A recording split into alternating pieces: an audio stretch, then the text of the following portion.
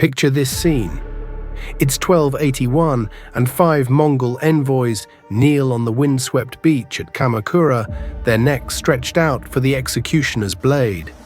The deep blue waters of the Pacific Ocean lap slowly at the shore as they gaze across the vast expanse, wishing desperately that their final sight could be the endless grasslands of their Mongol homeland, swaying in a gentle steppe breeze.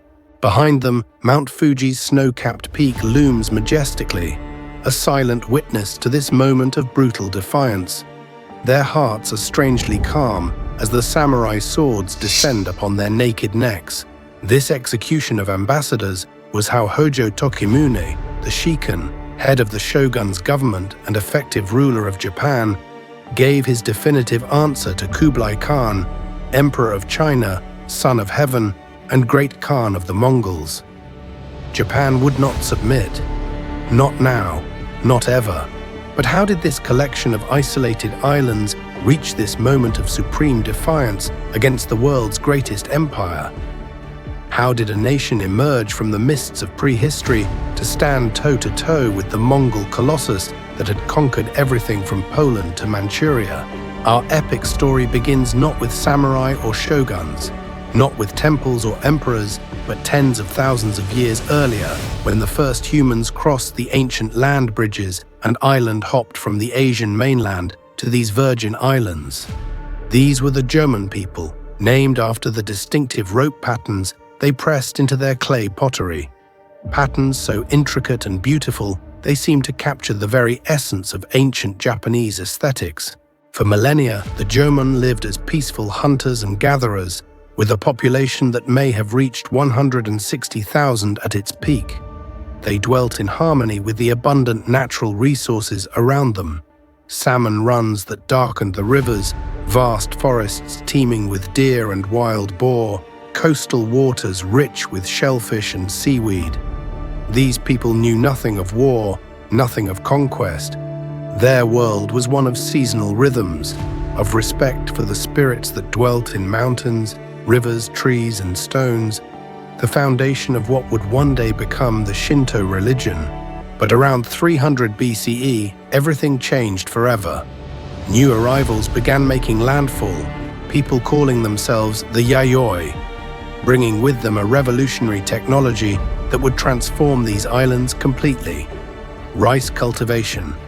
With rice came the need for irrigation systems, for cooperation between communities, for storage facilities, and most crucially of all, for protection of these valuable resources. These weren't just peaceful farmers seeking new land.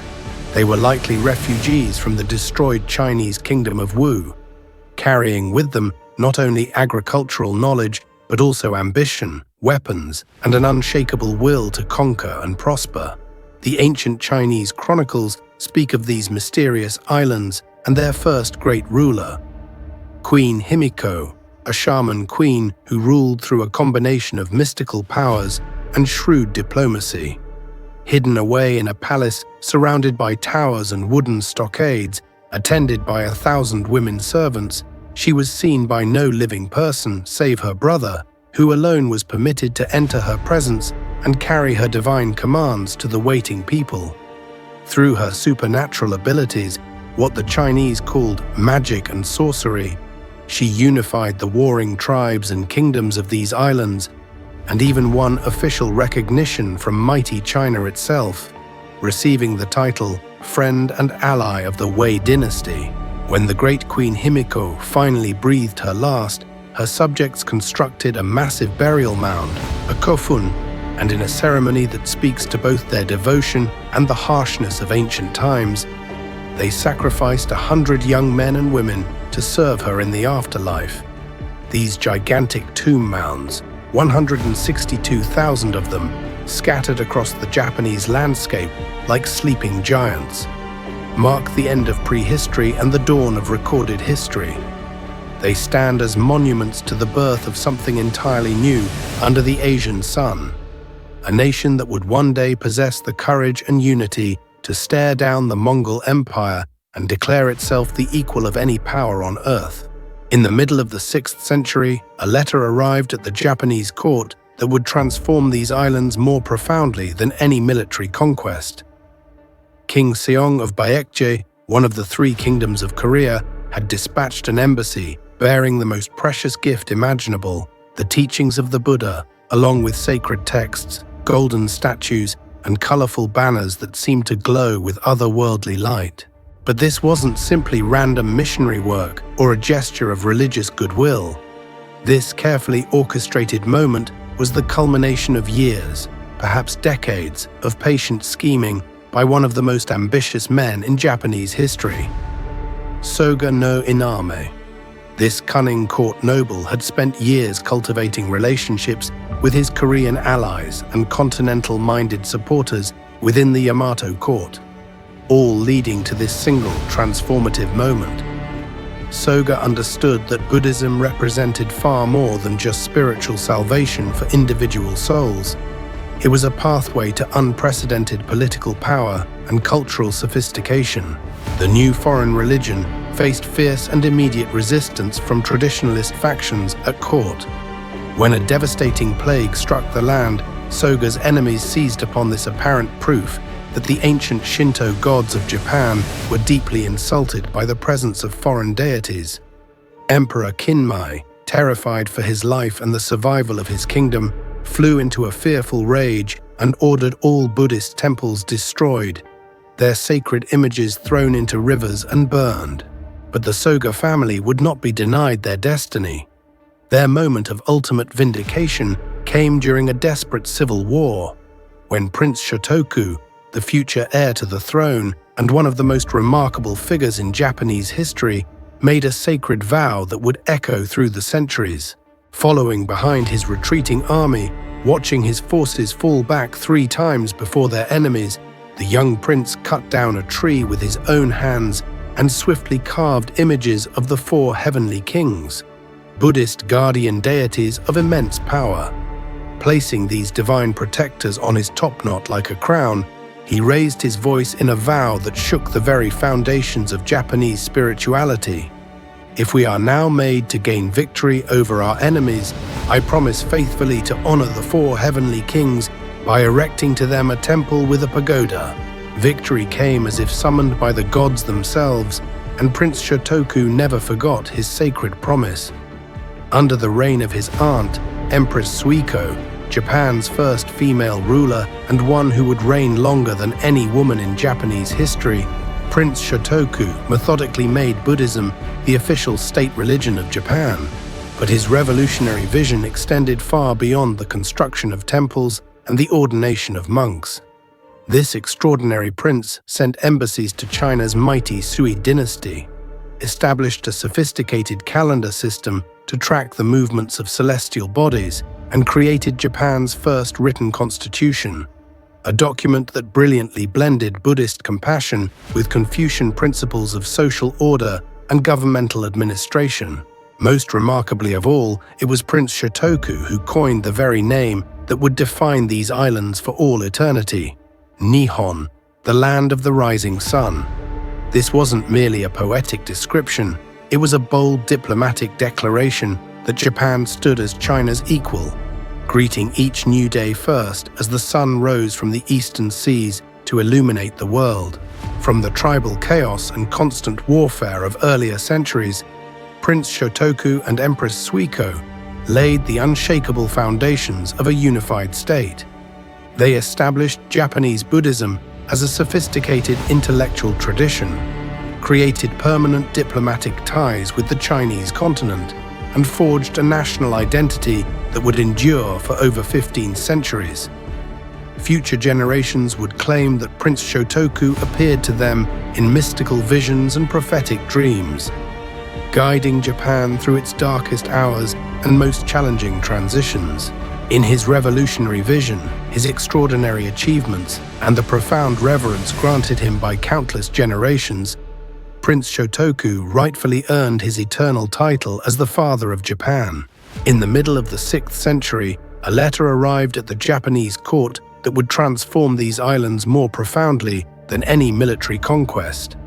King Seong of Baekje, one of the 3 kingdoms of Korea, had dispatched an embassy bearing the most precious gift imaginable, the teachings of the Buddha, along with sacred texts, golden statues, and colorful banners that seemed to glow with otherworldly light. But this wasn't simply random missionary work or a gesture of religious goodwill. This carefully orchestrated moment was the culmination of years, perhaps decades, of patient scheming by one of the most ambitious men in Japanese history, Soga no Iname.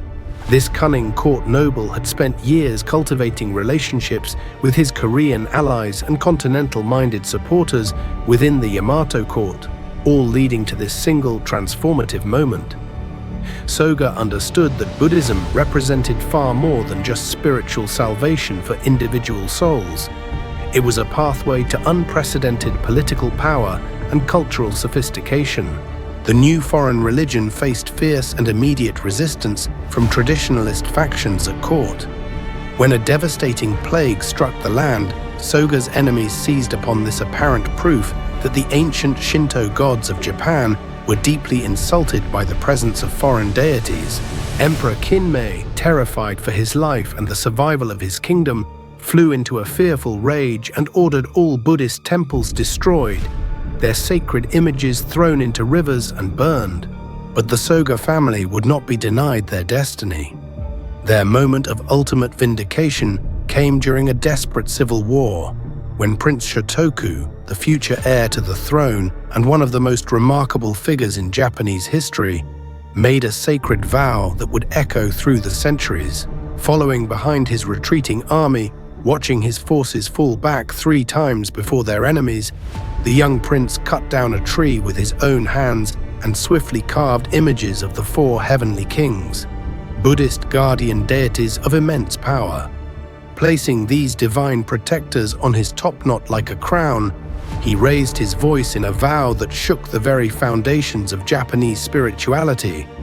If we are now made to gain victory over our enemies, I promise faithfully to honor the 4 heavenly kings by erecting to them a temple with a pagoda. By the dawn of the 8th century, Japan faced an increasingly embarrassing problem that threatened its standing among the civilized nations of Asia.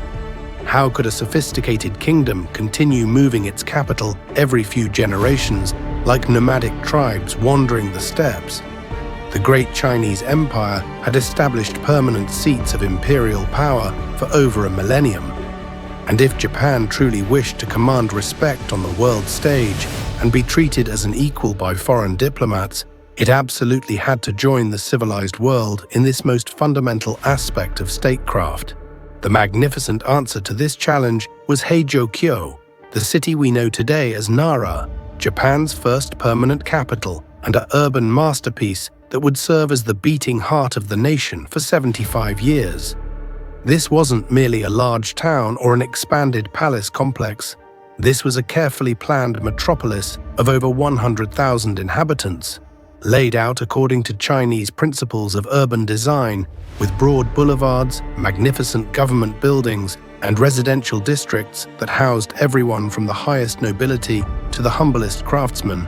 Here, in the wide streets and bustling markets of Heijō-kyo, court nobles in their elaborate silk robes lived and worked alongside common merchants, skilled artisans, and visiting scholars from the farthest corners of the known world. There were learned men from distant Persia, Chinese engineers and architects sporting their traditional long fingernails as marks of intellectual status, for manual labor was considered beneath the dignity of educated gentlemen, and merchants and diplomats from lands so remote that their very names were unknown to most Japanese. But Emperor Shomu harbored an even grander vision that would surpass anything yet attempted in Japanese history. In the year 741, driven by a desire to demonstrate Japan's spiritual magnificence and secure the eternal protection of the cosmic Buddha for his realm, he issued an imperial decree ordering the construction of the most ambitious religious project the world had ever witnessed. The great Buddha of Todai-ji Temple. The statistics alone stagger the imagination and boggle the mind. This bronze colossus would stand 16 meters high, nearly as tall as a 5-story building, and weigh an incredible 500 tons. It would be housed within the largest wooden structure ever built by human hands anywhere on Earth. A temple hall measuring 50 by 86 meters, its massive roof supported by 84 enormous cypress pillars, each one a masterpiece of engineering that seemed to reach toward the very heavens themselves. The sheer scope of this undertaking was breathtaking. Half of Japan's entire population, an estimated 2.6 million people, contributed food, money, materials, or backbreaking physical labor to this divine undertaking. Specialist craftsmen, bronze workers, carpenters, and artists were hired from throughout the known world, working continuously for over a decade to transform the emperor's impossible dream into glorious reality. At the very heart of this monumental project stood one of the most extraordinary figures in Japanese religious history, Bodhisena, a dark-skinned Tamil monk from the distant reaches of southern India. This remarkable man had literally traveled the world in his quest for Buddhist enlightenment, crossing ice-bound mountain passes in the Himalayas, trudging through parched deserts where mirages danced on the horizon, sailing across treacherous seas where storms could destroy entire fleets, all while following mystical visions of Manjusri, the bodhisattva of transcendent wisdom. The climactic moment that would be remembered for all eternity finally arrived in the year 752. Before an audience of over 10,000 distinguished guests and diplomatic representatives from across Asia, as exactly 4,000 dancers moved in perfect synchronization to the majestic, otherworldly sounds of hichiriki oboes, few flutes, and countless drums that formed the sophisticated court orchestra. Bodhisena himself performed the most sacred ritual in Buddhist tradition, the eye-opening ceremony. With infinite care and reverence, the Indian master took up a specially consecrated brush and painted the Buddha's eyes, the final act that would transform lifeless bronze into a living embodiment of divine compassion. With that single sacred brushstroke, the Buddha awakened in Japan. His infinite love and protection now emanated directly from the Japanese capital to embrace and safeguard the entire world. The very brush that Bodhisena used for this momentous ceremony remains preserved in the Imperial Shosoin treasury to this day, a tangible link spanning over 12 centuries to that transformative moment when Japan announced itself to the world as a major Buddhist power and a center of spiritual authority, rivaling even India and China. In the early summer of 717 CE, 4 ships prepared for what was universally acknowledged as the most dangerous voyage any Japanese had ever attempted. At the bustling port of Naniwa, young Abe no Nakamaro stood nervously on the wooden deck, his mother's heartbreaking farewell poem still echoing in his ears like a lament. As he gazed across the choppy waters toward the treacherous seas that separated his island homeland from the acknowledged center of world civilization, the mighty Tang Empire of China, the journey ahead was fraught with perils that had claimed countless lives over the generations. Of the 4 ships that bravely set sail that day, carrying Japan's most promising young scholars and seasoned diplomats, only 2 would survive the raging waters and unpredictable typhoons south of Kyushu. The old, relatively safe route that had once taken Japanese embassies through the Korean peninsula was now permanently closed. The fall of their ally Baekje and the open hostility of the victorious Silla Kingdom had ended that option forever, forcing Japanese navigators to face the terrifying prospect of crossing vast expanses of open ocean in vessels that Nakamaro privately swore he would never trust with his life again. But the potential rewards for surviving this ordeal were worth any conceivable risk. Chang'an, the greatest city that had ever existed on the face of the earth, a magnificent metropolis that housed over 1 million souls drawn from every corner of the known world. As the exhausted Japanese embassy finally paraded through the massive eastern gate of the city, their silk banners fluttering in the warm breeze, 19-year-old Nakamaro caught sight of something that would haunt his dreams for decades to come. a golden-haired Western beauty dressed in a revealing gown of translucent gauze, beckoning to him like an exotic vision from the farthest reaches of the Silk Road. This extraordinary encounter was just one small part of a much larger story of cultural exchange that would transform Japan forever. Between the years 607 and 839 CE, Japan would dispatch no fewer than 21 major diplomatic missions to China, each one carrying hundreds of scholars, monks, artists, and government officials eager to absorb the wisdom of the Middle Kingdom. The very first of these embassies nearly triggered a devastating war when Japan's ambassador committed what the Chinese considered an unforgivable breach of diplomatic protocol. He had the stunning audacity to address a letter to the Chinese emperor that read, "The heavenly sovereign of the East respectfully addresses the emperor of the West." This seemingly innocent greeting implied that Japan and China were equals under heaven, a notion so outrageous to Chinese sensibilities that it bordered on blasphemy. Fortunately for Japan, the Chinese emperor was at that moment fully occupied with his attempts to conquer the stubborn northern Korean kingdom of Goguryeo, so he settled for dispatching a politely condescending response that firmly established the proper hierarchy in no uncertain terms. China was the civilized center of the universe, while Japan remained a barbarian periphery, humbly seeking enlightenment from its cultural superiors. It was deeply humiliating for Japanese pride, but the court wisely swallowed its wounded dignity in exchange for the far greater prize of access to Chinese civilization. What Japan lost in diplomatic face, it gained immeasurably in knowledge, culture, and technological advancement.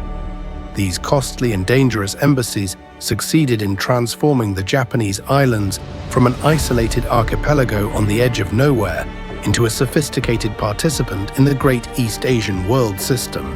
Japanese scholars studied for years in Chinese universities, learning from Persian engineers and Central Asian mathematicians, absorbing precious wisdom that had traveled the entire length of the Silk Road from the markets of Constantinople to the temples of India. They returned to Japan carrying an incredible treasure trove of new knowledge, advanced religious philosophies, sophisticated legal codes, revolutionary technologies, exotic cuisines, improved agricultural techniques, innovative industrial processes, refined cultural practices, and most importantly of all, international recognition and respect from the greatest power on earth. The Japanese court's libraries eventually became the envy of scholars throughout Asia, housing over 1,500 precious Chinese classics, a collection so comprehensive and well-preserved that Chinese scholars would later make the dangerous journey to Japan specifically to copy volumes of ancient literature that had been lost forever in their own war-torn homeland. Tragically, Abe no Nakamaro never did return to see his beloved Japan again. His ship ran aground on the treacherous coast of Annam in what is now northern Vietnam, and he died in Chang'an at the age of 72 in the year 770, composing poetry that poignantly bridged two worlds and two cultures. When I look up into the vast sky tonight, is it the same moon that I saw rising behind Mat Mikasa at Kasuga Shrine all those long years ago? Far beyond the carefully manicured gardens and elegant pavilions of Nara lay a Japan that the sophisticated court nobles preferred to forget entirely, a wild, untamed frontier inhabited by peoples they dismissively called barbarians, but who called themselves free. These were the Emishi, proud farmers and skilled hunters who lived in the thickly forested northern mountains, acknowledging no overlord save their own elected chiefs and recognizing no authority beyond the ancient customs of their ancestors. Their villages were hidden gems nestled in tree-lined valleys, like secrets waiting to be discovered. Clusters of sturdy wooden huts with steeply pitched roofs to shed the heavy northern snows, surrounded by half-wild rice paddies that yielded abundant harvests without the back-breaking labor demanded by southern agriculture. The Emishi lived hard but remarkably prosperous lives, hunting deer and wild boar through forests that seemed to stretch to the ends of the earth, trapping salmon in crystal-clear mountain streams, and gathering the abundant gifts that the gods and spirits of their northern homeland provided in endless variety. So when imperial commissioners arrived with demands that they bow to distant foreigners who lived in palaces they had never seen, serving an emperor whose divine authority they did not recognize, the emissary asked a simple but devastating question that cut to the heart of the matter. What could these pampered southerners possibly offer them that they did not already possess in abundance? The emissary controlled their own destiny, answered to no distant master, and intended to keep their ancient freedom no matter what the cost might be. The imperial court's answer to this stubborn independence came in the year 774, when Emperor Kamu solemnly declared the beginning of what he grandly titled the Great Pacification Era. This was to be the definitive campaign that would finally bring these troublesome northern rebels to heel and extend imperial authority to the furthest corners of the archipelago. Massive armies of conscript infantry, drawn primarily from provinces neighboring the barbarian territories, began marching north with gleaming bronze weapons, Chinese-style armor, and military manuals that promised victory through superior organization and discipline. These peasant soldiers served as part of their annual tax obligation, providing their own weapons and armor, and expecting to return home after a few months of easy campaigning against disorganized savages. Instead, they found themselves facing warriors who had been born in the saddle, men who knew every hidden trail and secret valley of their homeland, fighters who could strike like lightning from the deep forest shadows and vanish like morning mist before their enemies could even locate them.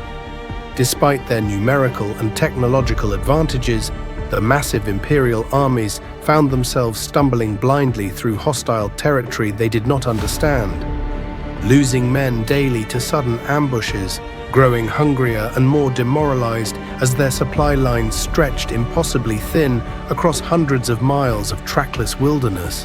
The climactic moment of this entire northern campaign came in the 5th month of 789 at a place called the Koromo River, where the greatest emissary war leader in their history was about to demonstrate the difference between reading about warfare in Chinese military classics and actually fighting for your homeland against invaders.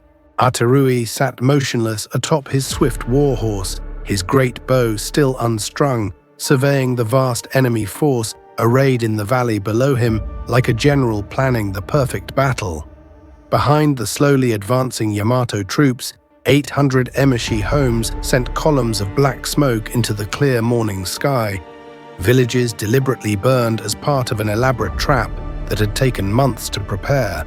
The 4,000 imperial soldiers had been lured across the treacherous Koromo River by what appeared to be a small emissary skirmish force engaged in a desperate defense of their blazing homes. The invaders' plan called for the main force of nearly 50,000 men to cross the river now that the northern bank seemed to be clear of enemy defenders. This was precisely the moment that Amaterasu had been waiting for. He raised his conch horn to his lips and sounded a note that echoed through the valleys and mountains of his homeland, like the voice of the gods themselves. 1,000 emissary warriors materialized from the forested mountainsides as if summoned by magic, descending toward the trapped enemy like an avalanche of death and fury. Their blood-curdling battle cries reverberated through the landscape, amplified by the natural acoustics of the terrain until they seemed like the roars of supernatural demons. In the chaos and panic that followed, over 1,000 imperial soldiers drowned in the rushing waters of the Koromo River. Another 1,250 managed to save their lives only by abandoning their weapons and armor as ritual offerings to the river goddess. The massive invasion force of 50,000 men never even attempted to cross the treacherous waters to rescue their trapped comrades. As the 10th century dawned across the Japanese archipelago, something truly extraordinary was taking place within the walls of the imperial capital. While Viking longships terrorized the coasts of Europe and great Maya cities crumbled into jungle-covered ruins in distant Central America, while China fragmented into warring kingdoms and devastating epidemics swept across the Eurasian landmass. Japan's deliberately isolated court was creating what may have been the most refined, sophisticated, and aesthetically perfect culture in all of human history. The great diplomatic embassies to China had finally ended after more than 2 centuries, cutting off the flow of continental immigrants and new ideas, while effective control over the distant provinces continued to slip away from the increasingly powerless central government. Yet this very isolation and political weakness paradoxically sparked an unprecedented flowering of distinctly Japanese culture, freed at last from the need to imitate Chinese models and able to develop its own unique aesthetic sensibilities. At the beating heart of this cultural renaissance stood a remarkable group of women who wielded writing brushes like masterfully crafted swords, creating literature of such psychological depth and artistic beauty that it would outlive empires and continue to influence world culture for over 1,000 years. The most influential of these literary giants was undoubtedly Sei Shonagon, court lady, social commentator, trendsetter, and quite possibly history's first true celebrity blogger whose sharp observations and cutting wit could make or destroy reputations with devastating effectiveness. Her diary, The Pillow Book, remains one of the most entertaining and revealing documents of court life ever written, filled with keen psychological insights, bitchy social commentary, and moments of surprising emotional vulnerability.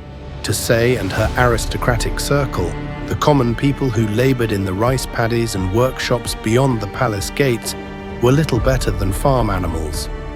She recorded with aristocratic disdain and barely concealed disgust how peasant mothers actually nursed their own children with milk from their own breasts, instead of hiring teams of properly trained wet nurses, how men and women of the lower classes mated without exchanging a single poem or conducting any sort of proper romantic courtship, and how a dirty, half-naked peasant child had once committed the unforgivable rudeness of staring openly at her magnificently decorated ox cart as it passed through a village.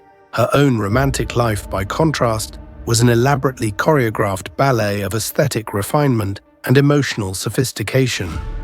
Love affairs began with carefully composed exchanges of classical poetry, written on paper, specially selected for its color and texture, continued through a complex ritual of dawn departures that required leaving behind carefully chosen items of clothing soaked in expensive incense, and often ended with bitter poems of abandonment that captured the exquisite pain of lost love. To be abandoned is my fate I know so well. Uncomprehending do my tears fall like autumn rain. But Sei Shonagon's greatest literary contemporary was another court lady whose achievement would dwarf even her considerable reputation. Murasaki Shikibu, the mysterious author of what scholars worldwide now recognize as the world's first true psychological novel, The Tale of Genji. This literary masterpiece explored the romantic adventures, political intrigues, and spiritual development of a shining prince known as the Radiant Genji, in a world of such ethereal beauty and emotional complexity that its characters seem to breathe with life on the page even after 1,000 years. These extraordinary women wrote in a uniquely Japanese script that they had developed by adapting the rigid Chinese character system into a flowing syllabary that could capture every subtle nuance and delicate emotional shade of their native language. Their diaries, novels, poetry collections, and court chronicles established a literary tradition of psychological realism and aesthetic refinement that would continue to influence Japanese culture for centuries. The Heian court had also perfected the fine art of aesthetic refinement to a degree that bordered on the supernatural. Specific colors were assigned to particular seasons. Certain subtle shades of purple belonged exclusively to autumn, while particular combinations of silk layers revealed one's level of cultural sophistication and social standing. Elaborate incense ceremonies became a high art form requiring years of study. competitive poetry, composition could determine one's entire social position, and the ability to improvise a perfect verse on the spot during casual conversation could make or destroy a promising court career. This was Japan's classical age, a time when turning inward and away from the chaotic outside world produced art and literature of such timeless beauty that it continues to move readers across all cultural boundaries. While the refined courtiers of Heian Kyo spent their days debating the proper shade of purple silk for autumn robes and composing elaborate poems about the melancholy beauty of falling cherry blossoms, momentous events were unfolding in the rough eastern provinces that would ultimately reshape Japan more profoundly than any foreign invasion or natural disaster in the nation's history. A completely new social class was emerging from the violent frontiers. Professional warriors bound by unbreakable bonds of hereditary service to military commanders, men who lived and died by a strict code of honor and knew themselves by a simple word that meant only to serve: samurai. These weren't court nobles playing at warfare with ceremonial weapons and elaborate etiquette. They were hardened fighters forged in the brutal crucible of constant frontier conflicts, where survival depended entirely on skill with bow and blade, quick thinking under pressure, and absolute loyalty to one's lord and comrades. By the middle of the 11th century, these warrior clans had grown powerful enough and confident enough to challenge the imperial court itself for effective control of the Japanese islands.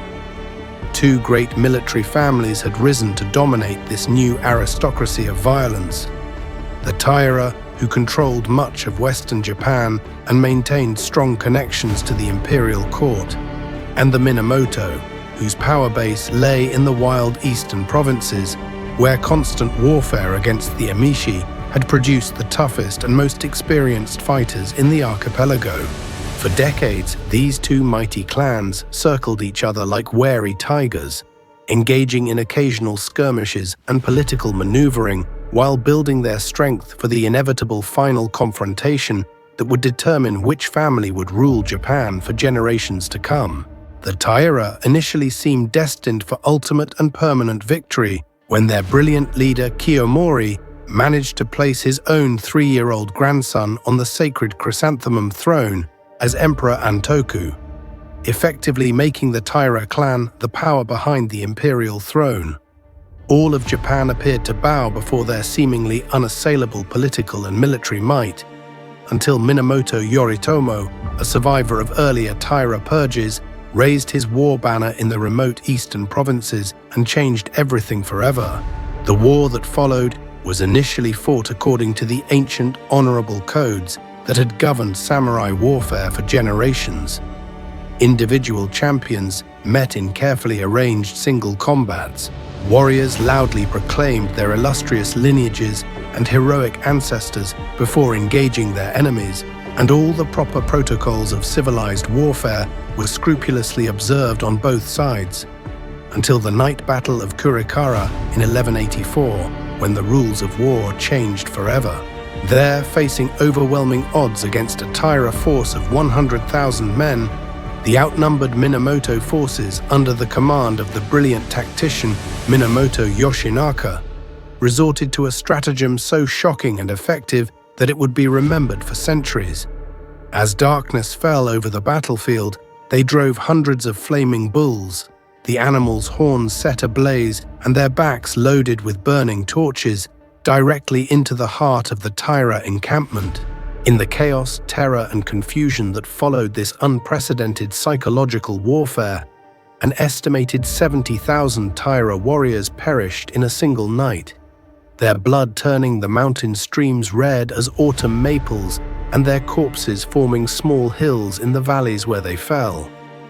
The Taira military machine, which had seemed invincible just hours before, was shattered beyond any hope of recovery. Among the Taira warriors who fought with legendary courage during this desperate final phase of the war was Tomoe Gozen, one of the greatest female samurai in Japanese history. At the climactic naval battle of Danura, fought on ship decks that formed treacherous, constantly swaying battlefields where a single misstep meant death in the churning waters below, she personally claimed the head of the enemy champion Onda Hachiro Moroshige in single combat. As the tide of battle turned decisively against the Taira and defeat became inevitable, Tomo Gozen removed her helmet, shook her magnificent jet-black hair free to billow in the sea wind like a black silk battle standard, and rode off the field of battle into the mountains and into immortal legend.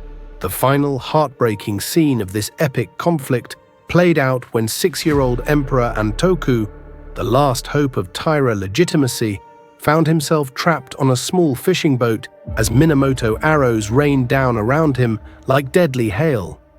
His grandmother, the formidable Taira matriarch, gathered the terrified child into her arms and spoke the words that would echo through Japanese history. "In the depths of the ocean, we have a capital."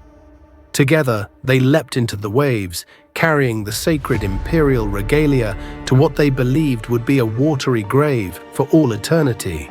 With the Taira clan destroyed forever and their supporters dead or scattered, Minamoto Yoritomo received from the powerless emperor the ancient title of shogun, military governor, and established his warrior government at Kamakura in the eastern provinces.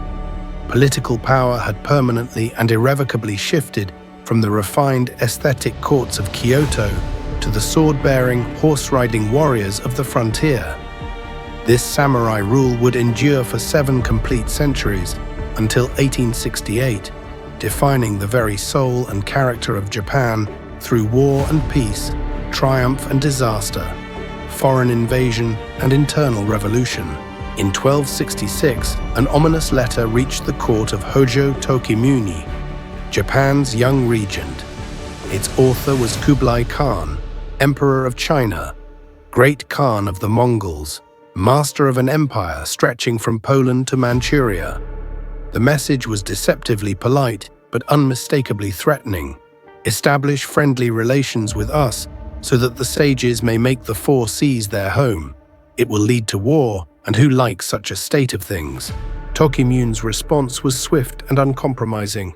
5 Mongol envoys knelt on the beach at Kamakura, gazing across the Pacific as they stretched their necks for the executioner's blade. Mount Fuji loomed over their headless bodies, Japan's definitive answer to the Khan's demands. When Kublai sent more envoys, they met the same fate. The first invasion came in November 1274. Korean ships bearing grotesque figureheads, living Japanese prisoners, nailed screaming to the prows, darkened the horizon. As 30,000 Mongol troops stormed ashore at Hakata Bay, defending samurai faced warfare beyond their imagination. Where were the honorable single combats? Instead, waves of arrows blackened the sky, while Mongol bombs exploded among the terrified defenders. But by morning, a heaven-sent typhoon had scattered the invasion fleet across hundreds of miles of churning sea. Japan had been granted divine reprieve, and Tokumune used it wisely, building coastal walls and mobilizing the entire nation. Kublai's rage knew no bounds. The second invasion of 1281 would dwarf anything ever seen. 142,000 men in over 4,400 ships, the largest seaborne invasion in history until D-Day 663 years later. As this vast armada approached, Tokimune found his courage through his Zen master, Mugaku Sogen, who told of facing Mongol swords with these words, "Your great sword will be as lightning cutting the spring breeze." Katsu. Victory. For weeks the fleet waited offshore while samurai conducted nighttime raids, boarding enemy ships and spreading disease through the crowded vessels. Then retired Emperor Kameyama sent offerings to Amaterasu, imploring divine intervention. That evening, Susanoo, god of storms, answered his sister's call. A supernatural typhoon exploded from clear skies, winds howling like angry demons, waves rising higher than ship masts. When the kamikaze, divine wind, finally calmed, the Khan's mighty armada was nothing but driftwood and corpses washing against Japanese shores. Japan had survived its greatest test and been reborn with unshakable faith in its divine destiny. As the last Mongol bodies washed ashore on the beaches of Kyushu in 1281, more than just an invasion had been repelled, an entire worldview had been born. The kamikaze had not merely saved Japan from conquest, it had transformed a collection of islands into something unprecedented in world history. A nation convinced of its own divine destiny and cultural superiority that would shape its character for centuries to come. But victory came at a devastating cost that would reshape Japanese society forever. The massive expense of coastal defenses, combined with the impossibility of rewarding loyal samurai with spoils from an enemy claimed by the sea rather than defeated in battle, left the Kamakura government financially ruined and politically weakened beyond recovery. Within decades, the very warrior class that had saved Japan would turn their swords against each other in civil wars that would fragment the archipelago once again, leading to centuries of internal conflict. Yet beneath these political upheavals, something far more profound and lasting had taken root.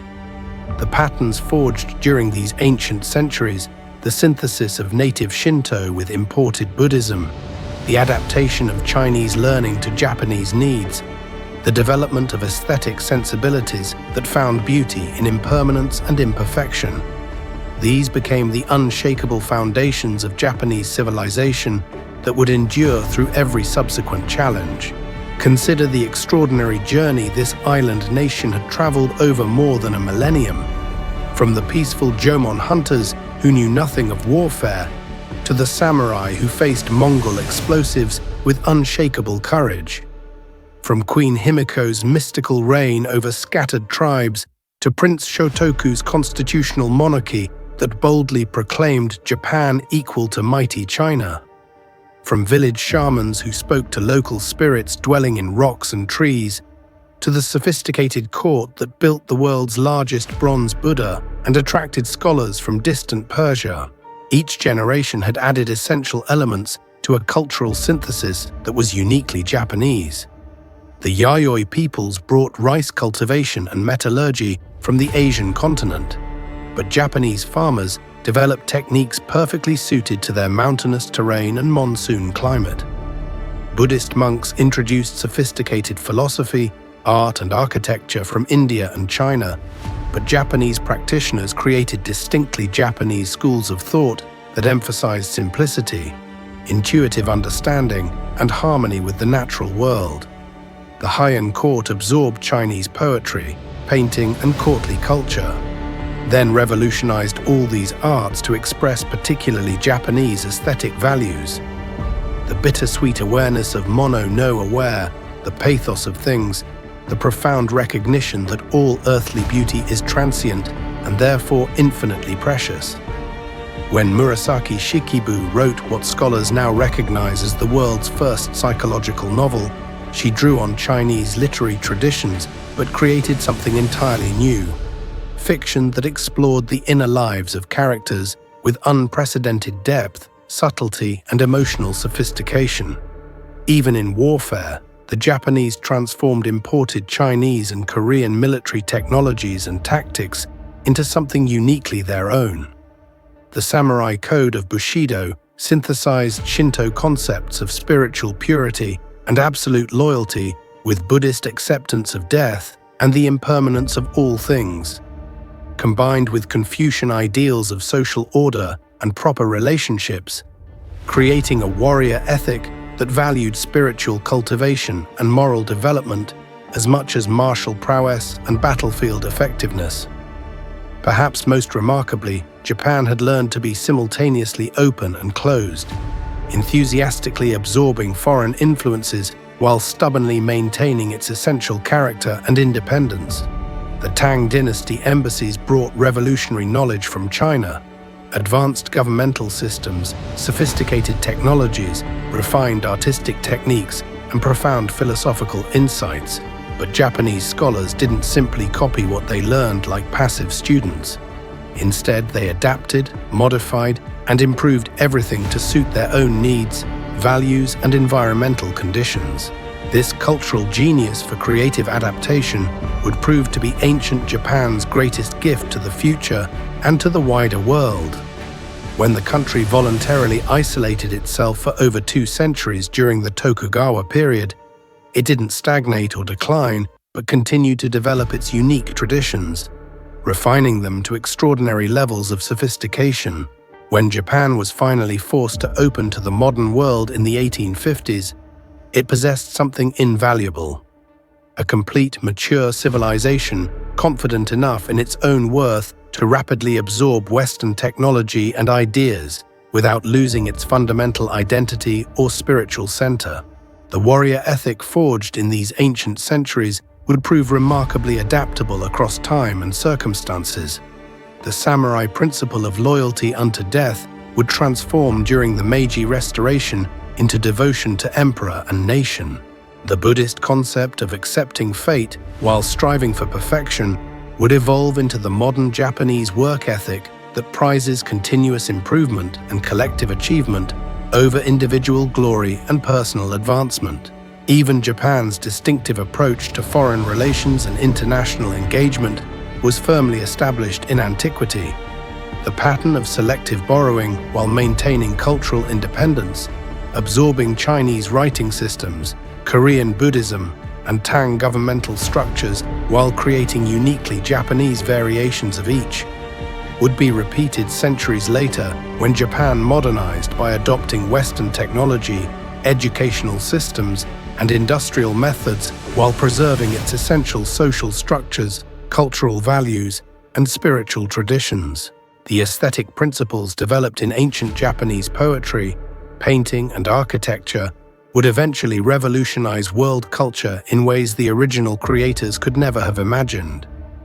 The Japanese preference for asymmetry over rigid symmetry, suggestion rather than explicit statement, and finding profound beauty in imperfection and impermanence would profoundly influence modern art, architecture, interior design, and even philosophy across the globe. The tea ceremony's emphasis on mindful presence in the moment, the garden designer's art of creating profound beauty through subtle arrangement of simple natural elements, the poet's ability to capture infinite emotion in just 17 syllables, these became precious gifts to world civilization. Perhaps most remarkably, ancient Japan demonstrated that a small nation could maintain its independence and cultural integrity while actively engaging with great power politics and international affairs.